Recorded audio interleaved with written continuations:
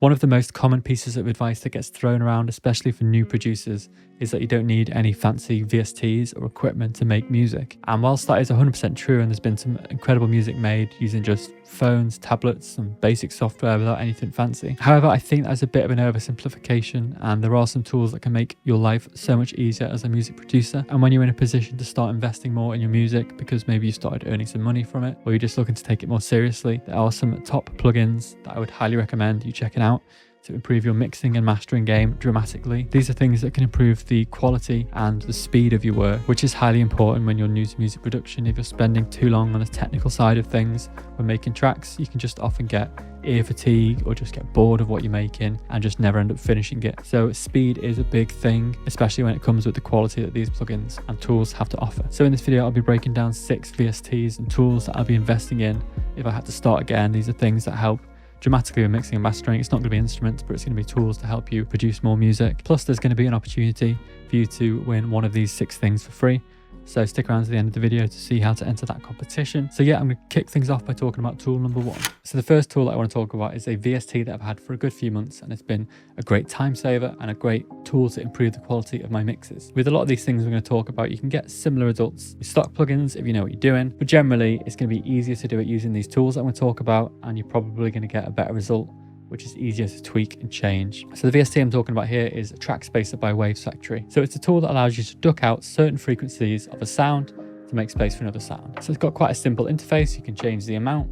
You've got a low cut and a high cut, and there is a freeze button. So similar to using a compressor to duck the volume to make space for a kick, you can do the same thing here, but this will only duck certain frequencies. And it's also a lot more versatile because you can use it for things like getting a guitar to sound a bit clearer in a mix by ducking away frequencies that are clashing. So if I play a little piano loop from one of my sample packs with a little kick underneath, the kick's not really punchy enough, so there's a few things I can do.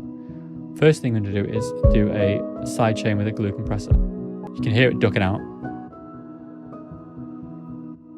but what's happening is it's cutting the whole volume to make space for the kick. Whereas if I change that to the track spacer, it's just going to cut out this, so it's less dramatic when you hear it without the kick. The punchiness is the same, but you don't have to cut away the whole track. You can just cut away the little frequency that is interfering with the kick. And what I love about this plugin is it's so easy to use. I can change the amount here to make it more dramatic. Cut out. You've got your low cut. So now it's not going to do much because the kick's on the low frequency. And again, you've got your high cut as well if you just want to focus in on some sub frequencies. So this is quite a common use for a track spacer, as it would be for a glue compressor doing a sidechain, but you can also do things like guitar and piano, so they will cut through the mix a little bit better. If your mix is starting to sound a bit muddy, you can focus in on certain sounds by using track spacer to cut away any clashing frequencies. So it's a really great, simple, but versatile tool that I would highly recommend getting. Onto tool number 2. The second tool I'm going to talk about is one that I've more recently picked up, but so far it's been a big game changer for me. So as you may have noticed, I am in a loft which I've converted into my music studio, and it's a really great space. I like the look of it.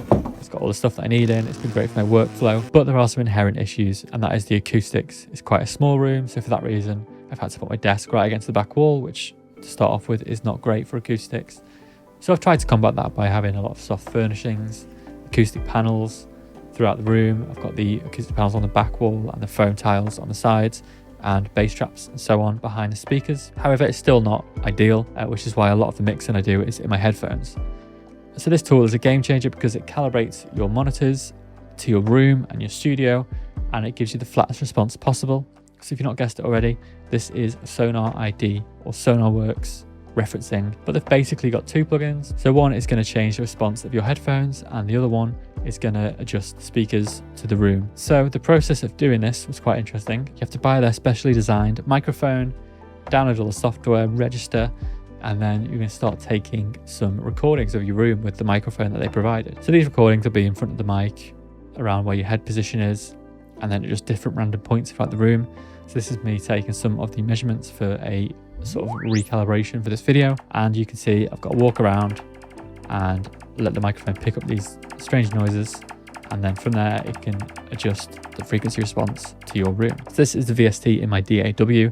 You throw it on the master rack and you can select the calibration profile. This is the one I redid today, And you can see there's some dramatic changes here. So it's adjusting all these frequencies that you can see to try and flatten the response for where I'm sitting in the room. So previously, as you can guess, it was a little bit sub heavy and the top end was a little bit muted. So it's boosted this frequency, cut this frequency and adjusted it in all these sections. You can see you can turn it on and off. Obviously, if you're listening through your headphones, you're not going to want this on because that's going to throw my headphones completely off, and vice versa.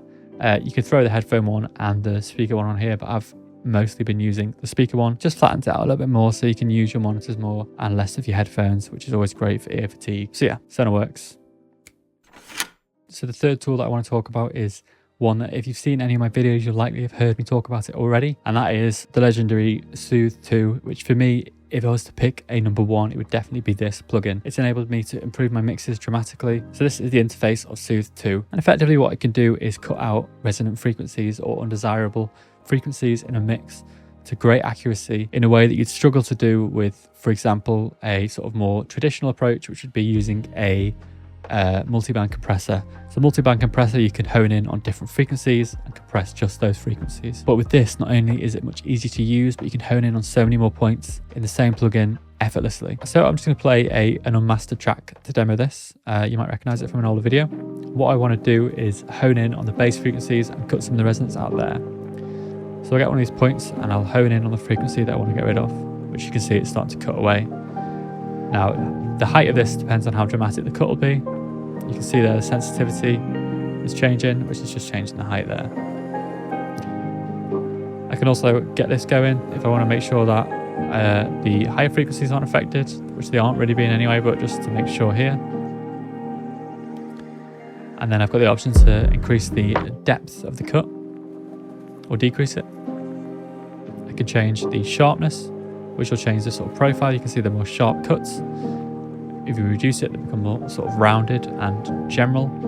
So you want a bit of sharpness to that. And you can change the selectivity. It can either be super selective to the point where it's only picking the most resonant frequencies, or super loose on the selectivity where it's picking more sounds out to cut. It's got a soft and a hard mode, the hard naturally being more dramatic. You can change things like the attack and the release of the cut.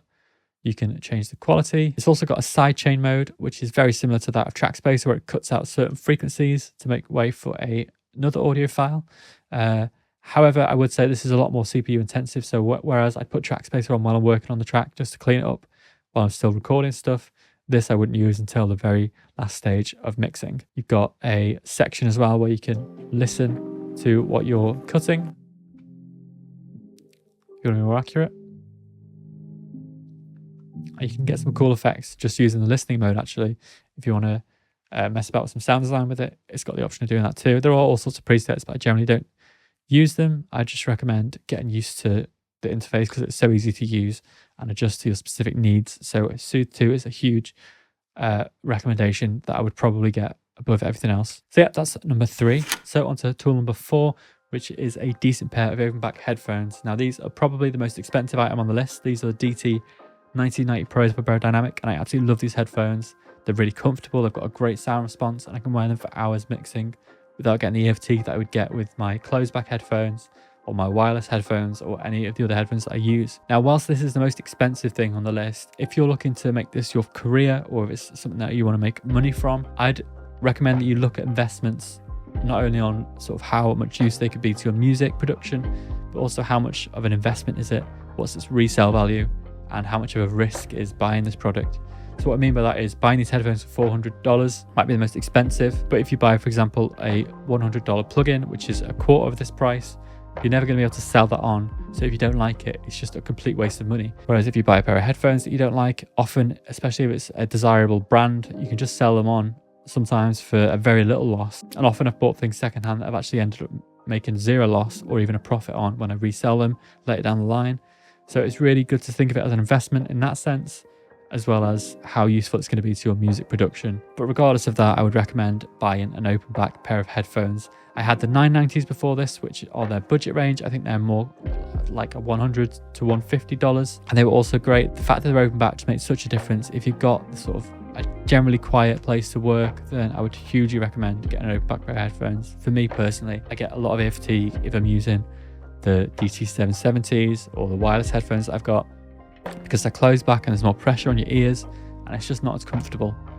So a big thing about progressing your career is being able to spend more time on the music without getting fatigued, without getting sort of fed up with the track. So these really help for that. So I thought it would be a great one to mention. Anyway, on to tool number 5. So this plugin, again, you may have seen me use a lot on various mastering related videos, but this is Gullfoss. So Gullfoss is often thrown about in the same sort of vein as Soothe, but it's a completely different tool in my opinion, and it's definitely got a different use, which is why I have both of them on my master chain, and I have often both of them on my buses as well. So this is the interface, and it's effectively like a dynamic EQ. So whereas Soothe is looking to suppress certain frequencies, duck out resonance, and clean up a mix, this is more a sort of general approach to changing the EQ profile of a track dynamically as the song moves on. So obviously, if you want a bit more air in a track, you can throw an EQ on there and brighten up the higher frequencies. However, there'll be sections of the track where that might be too much or it might not be enough. So this adapts to that. So yeah, I'll play a track again, and this is how it works. So again, I'll play this demo and I'll show you what it does. So you've got several things that you can tweak. Recover here, you can see is recovering some of the sub frequencies and the brighter frequencies, but also ducking these out of the way when the kick comes in, because it would be too much otherwise.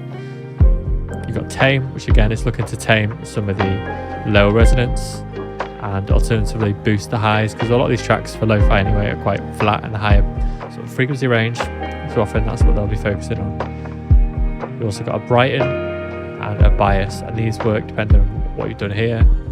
Brighten will make more emphasis on the highs, or you can go the complete opposite way, reducing the highs. So put that back up, and then Bias again will change the focus area. And then of course you've got a boost to sort of emphasize these frequencies that you're adjusting, and overall gain as well. But generally I don't touch that because I'm not using it for the gain. So yeah, it's a simple interface and a very visual and informative interface. But say for example, you're listening to your mix and you've noticed it's a little bit flat in the top frequency. You want to brighten it a bit, or you want to tame the subs a bit. This is a great tool for that. You can adjust, it's very intuitive. You can adjust the dials to your liking, bounce it again or listen through again, see what you think of it, again, adjust them. So obviously you could get a similar effect with EQs, maybe automating EQs, turn them on and off and so on as the track progresses, the different sections. But this is just so much easier. So that brings us on to the very last tool. The final VST is one that's probably the least necessary on the list for me, but it's one that I've picked up recently and I've been finding a lot of use for it. I don't use reference tracks at all usually, so I thought this would be a great way to try and integrate that, even if you compare it to other songs that you've made in the past, if you don't want to compare to other people's. But it's always great to find tracks that you really love the sound of and try and learn from them. So of course you could drop a track of yours and a reference track and just A/B listen to them. But the joy of this is it makes it so much easier, and it's got some tools to help you. So I've dropped in a reference track, which is a track called Ancient Map. And now I can play the demo and I can listen to the reference.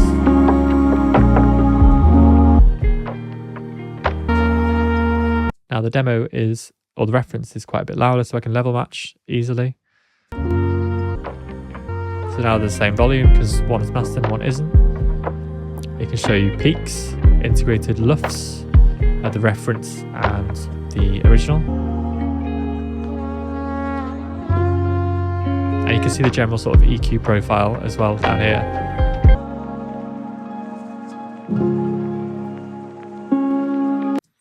So this has just been a real simple tool that's just encouraged me to use more reference tracks, especially when writing my last EP, I was referencing individual tracks I'd already mastered to try and keep a sort of level of unity to it. And it's just so easy to do rather than having to mess about with adding additional tracks on the project. And then you press a few buttons to A/B. It's not always easy. This just makes it super easy. So that's the last one I wanted to talk about. And I would love to know what your top picks would be if you were starting fresh and you needed to buy all your plugins again. What would be your first choices? So I did mention there's going to be a competition, and that's going to be to win any of the VSTs I talked about in this video. All you've got to do to enter is drop what your favorite VST that you would buy first if you had to is going to be.